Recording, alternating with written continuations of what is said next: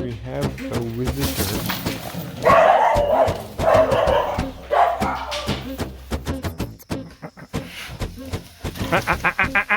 Finn, no. Come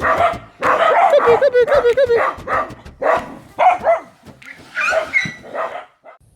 Hey guys, I am standing right next to the wild elephant watchtower or wildlife watchtower because other animals come by too at OurLand. And I wanted to just remind you that if you like videos about nature conservation, sustainability and education, don't forget to like and subscribe. But besides that, today we're going to continue talking about living with elephants. And in the last part I talked about what the elephants are after, but today we're going to get into something else, the next parts of it. So the first most important thing of what are they after is done. The second important thing is, where is the elephant? Now this might sound like an really easy question to answer considering how big the elephant is, and as it moves through the jungle you should be either able to hear it or you should be able to see it, but that's actually not the case. Let's first talk about sound. Elephants are not actually as loud as you think they are. When they move through the jungle, you can't hear them because they have special feet. In the feet of an elephant, it's as if they're walking on tiptoes, and underneath the toe is a big fatty layer. Now this fatty layer acts as a sound absorption layer and also lets the elephant feel things that's on the ground itself. Which is why when elephants actually walk through the jungle, you just might not hearing them. They're not stomping through there. They're very, very gently placing their feet through the jungle. So the result is that the elephant can get dangerously close to you and you'll just never know that it's there until maybe it's a little too late. Remember, elephants have excellent hearing, so they can hear you from a certain distance away, but you don't necessarily have the ability to hear them. What about seeing them? Well, the fact is they're big and they're black, and as a result of which their dark skin means that you just cannot sometimes see them in the jungle. Amongst all the green and between the different layers of trees, they just blend into the background of being there. And as you can see here, that it's not easy if you're just generally looking around to be able to spot an elephant, especially if it is staying really still. That is one thing that elephants do when they get threatened, which is to stay completely still so that no one detects them. And it totally works.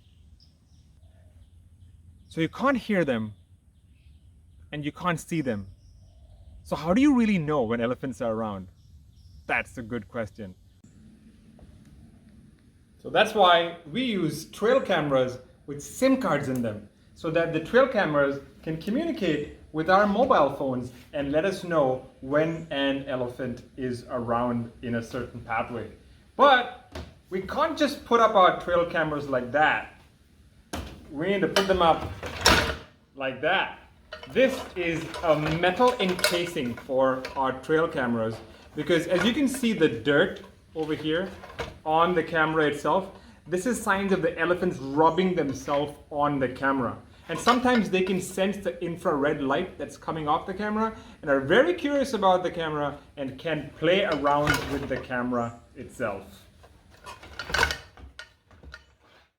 But what if elephants use pathways that they don't regularly use? It can happen sometimes. What do we do then?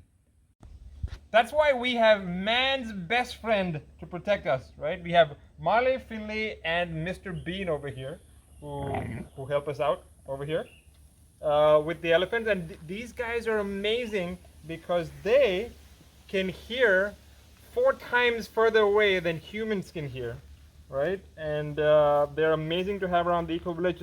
Besides the fact that they protect us from the elephants or let us know about the presence of elephants, they are also such cute, cuddly little guys.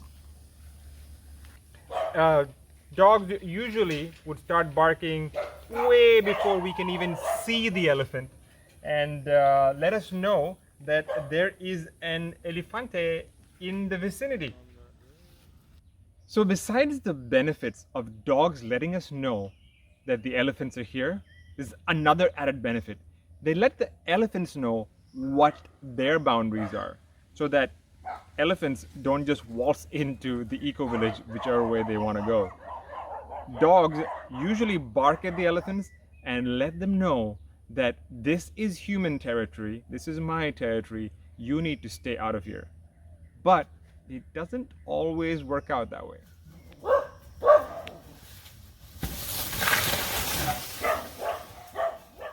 And they don't even need any batteries.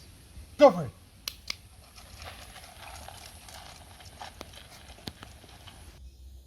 So we know what they're after.